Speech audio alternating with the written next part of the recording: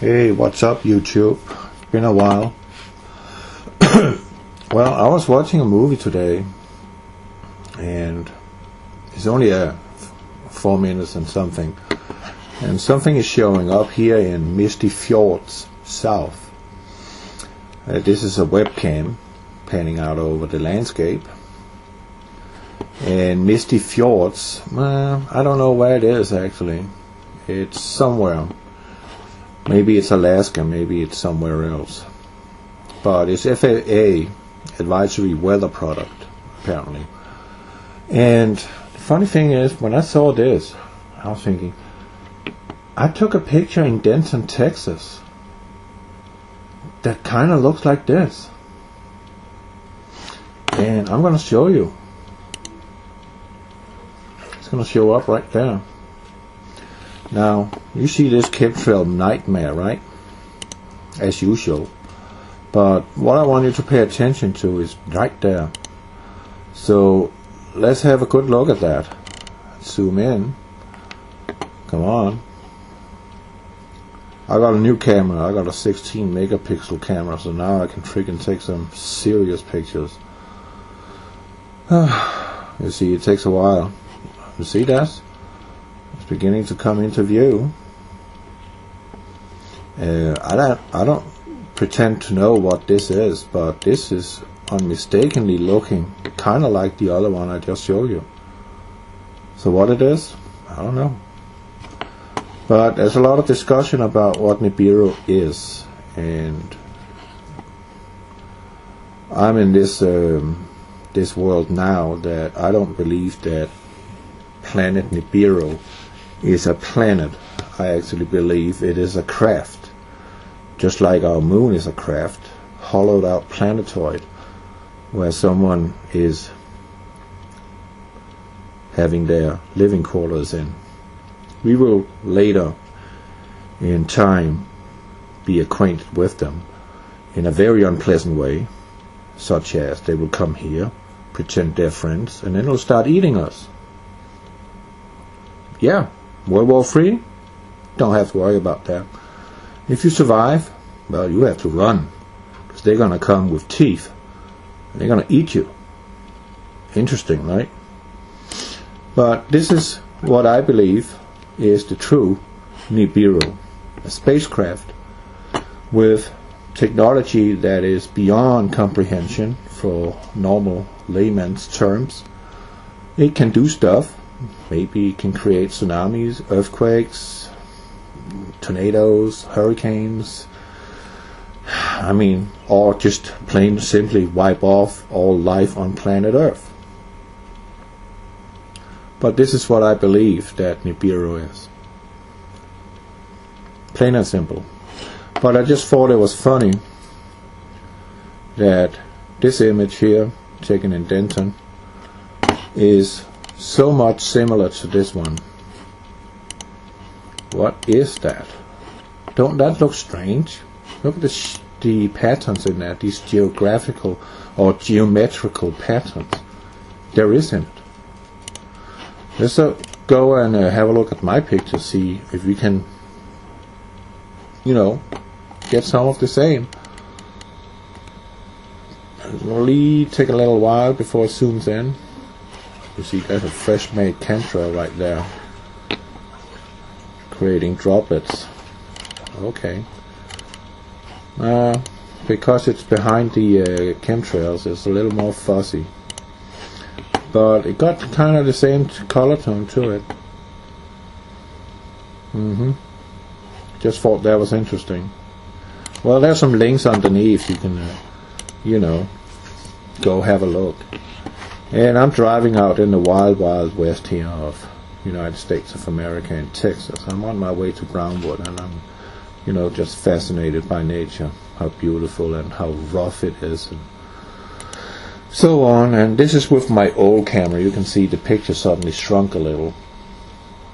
And this is probably in this area where they have been recording Western movies. It pretty much looked like it. It's the wild, wild west.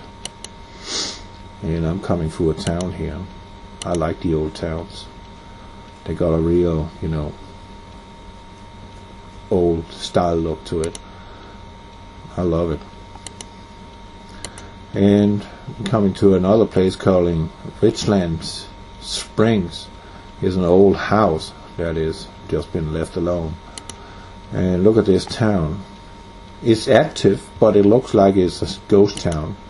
There are cars. They got a post office, Stagecoach restaurant. They got a little of all here, but it kind of looks like this is a ghost town, right?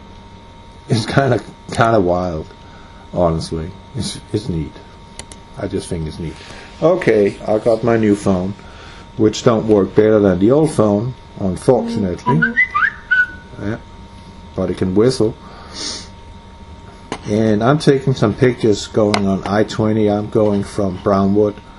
I started out in Stephenville, and then I was going towards Wiley, Texas. And I'm here in the morning on I-20 East. And just take a look at how they can obscure the sun. This little canopy cloud, as I call them, a very, very thin sheet of cloud, is able to completely block the sun. I mean completely block it.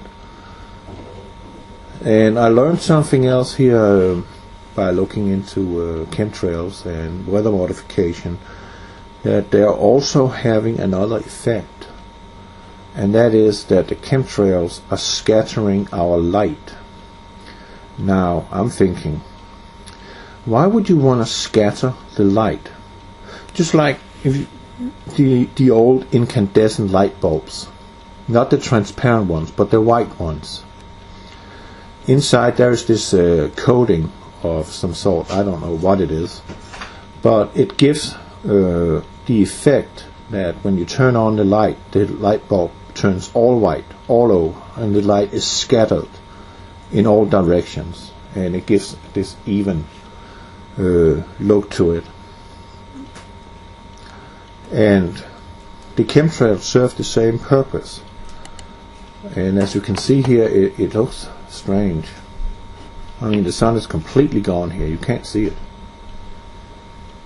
It's right behind that cloud, but you can't see it.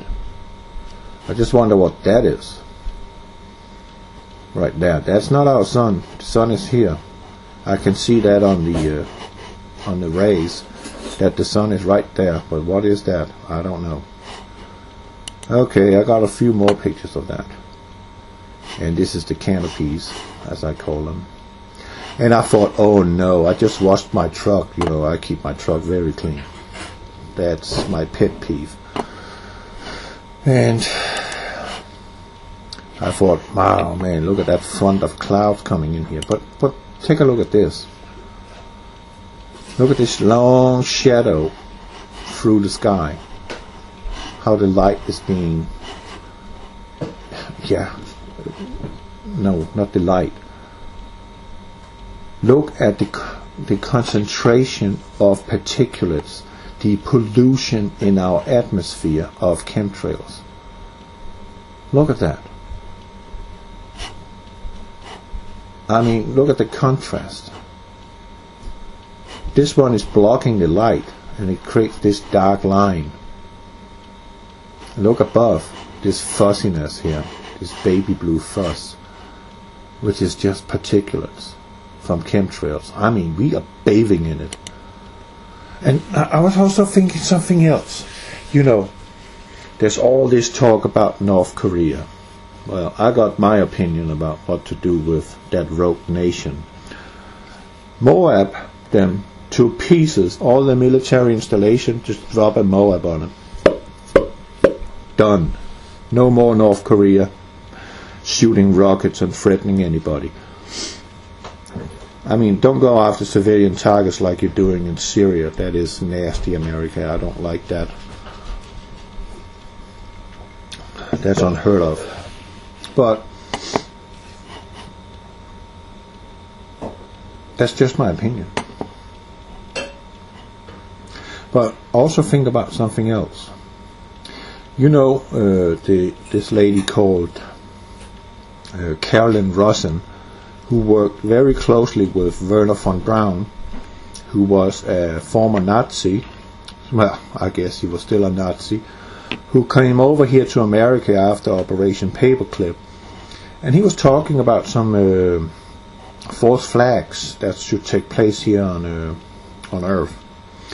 First one would be the Russians, the Cold War, communism, and the second one would be the terrorists, right? And we have a war on terror, apparently. No, we are helping the terrorists create more havoc. That's what's going on, unfortunately. And the third one would be rogue nations. And what do we have now?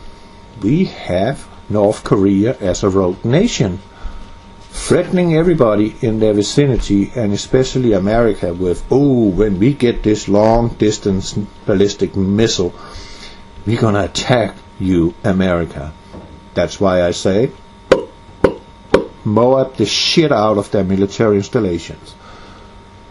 Just level it, over and out. And the fourth one would be asteroids. Asteroids. So that's next on the paper. Well, NASA and the US Navy has developed a weapon based on Tesla Tech technology, TTA, that they were up in the northeast Pacific, up in Alaska area, in the ocean, where they suspended a plume of plasma over a mile wide for over an hour. This was a weapons test. This they can use to simulate an asteroid impact with the same devastating effect. And what was the fifth card? The alien card, the most important card of all the cards in this deck. The alien card. And as I say to you, they will come. There will first be something, false flag that will join all the nations. Oh man, we gotta stand together as a new world order against these enemies coming from the sky. But they are really arriving. And when they have achieved their goal, putting a mark in your forehead or in your right hand, your DNA changed, you become one of them, meaning you become a Nephilim, so to speak. You are doomed. You have no place in heaven. And the rest, well, those who believe, they will of course go to heaven, and then they will start their feast, eating us. Just like in the movie V, or the TV show V, the leader there, the modern version now, where she's eating her, just like a spider would eat its mate after mating.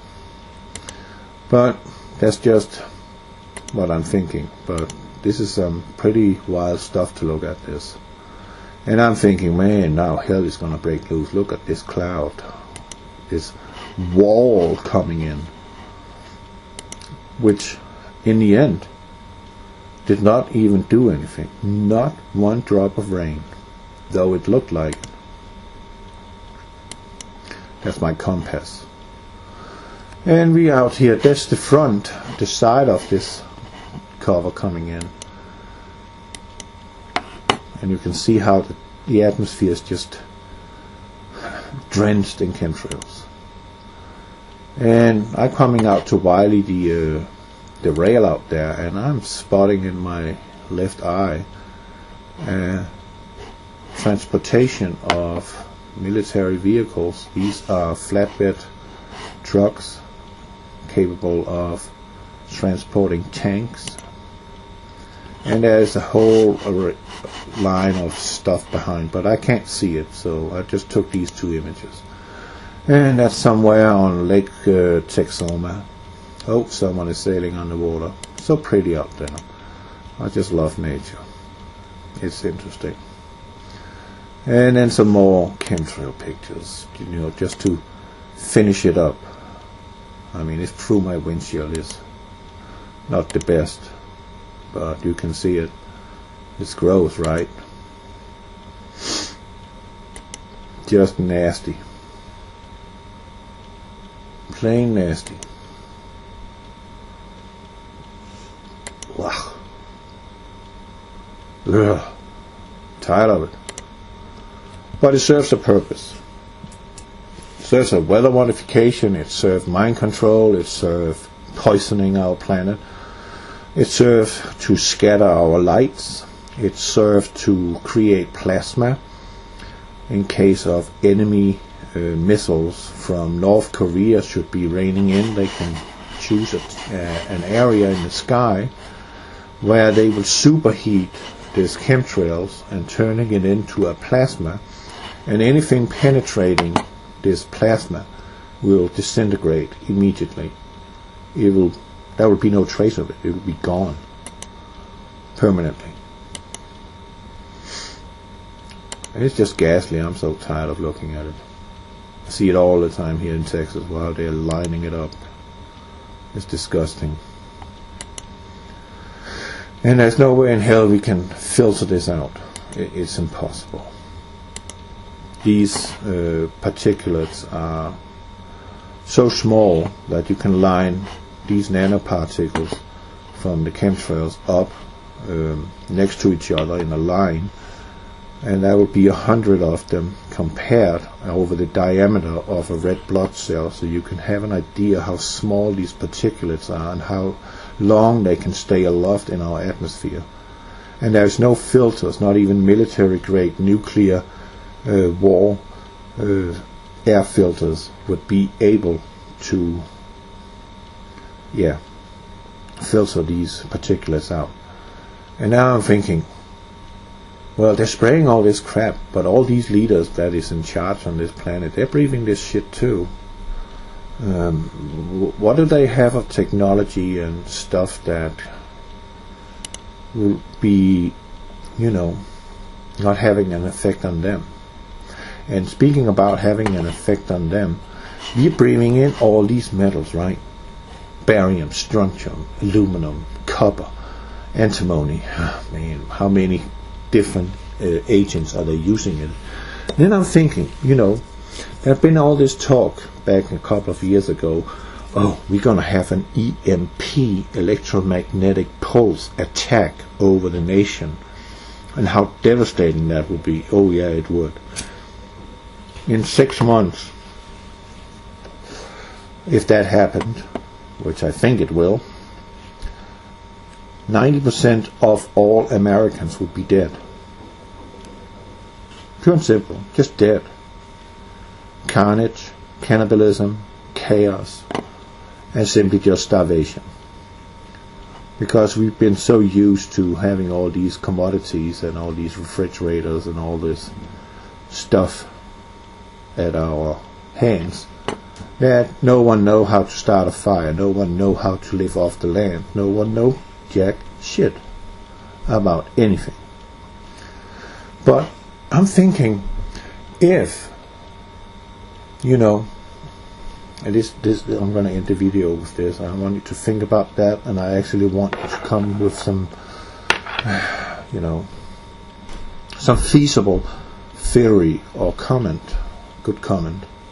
Any shitty comments coming from anybody out there saying that I'm a kook and stuff, well, I'm just going to block you. I don't want to deal with you. I'm just going to click, and you're gone forever. No second chance. Well, I wanted to think about this. Electromagnetic pulse, EMP, have a devastating effect on electronic circuits.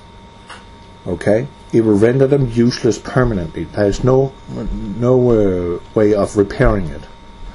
Military installations are EMP proven, meaning they can withstand an EMP attack. But our power grid, which is here in America, which I think is, let's just say, outdated, old, useless, stupid, don't work, too many power surges, can't even handle a thunderstorm, I mean, it's ridiculous, man. We're living in 2017 and we're still having all the cables running above ground instead of down in the ground like we have in Europe. Man, what is going on? It's one of the signs from the Hopi Indians about this spiderweb crisscrossing the nation. Yep, we have them. They are all over the place, these poles, and here's a transformer right down that pole delivering power to this house, and that one will be rendered goodbye in an EMP attack permanently. It will blow up simply. But what I am thinking, which is my question, now that we are breathing all this stuff, this brain, all this crap, we have a current or voltage running in our nervous system of 1.5 volt, well 1.2 volt. We are electric, like our sun is electric. Everything is electric. The universe is electric. It's not nuclear as NASA wants you to believe. That's a big lie. Everything is electric, frequency, vibration, energy. That's what it is. But if we have an EMP attack, let's just say New York City had an EMP strike, what would happen to the human organism now that we are electrical, conductive, especially now with all this stuff we are breathing in and having in our system? What would be the effect on the humans by an EMP attack? I honestly don't know. I mean, would we short circuit just like the power grid? Would people just drop dead on the ground because they're short circuit? Because we are electric. Our nervous system is electric. Our brain is working as a hologram, but electric frequency. So I'm wondering what would happen if that happened. How would humans react to such a EMP impulse? I don't know. But I'm theorizing it might be devastating to everybody who is mammal or human, who has been breathing and eating all this shit that they have been spraying for the last 2 decades all over the world. I don't know. I mean, a nuclear bomb, its initial blast, it creates an EMP pulse that knocks out all electricity. After that, there's the heat wave that will be moving with the speed of light, and then there will be the pressure wave that will move with the speed of sound. That's the effect. But what will happen to us if we have an EMP strike? I don't know. Anybody got an idea? God bless you.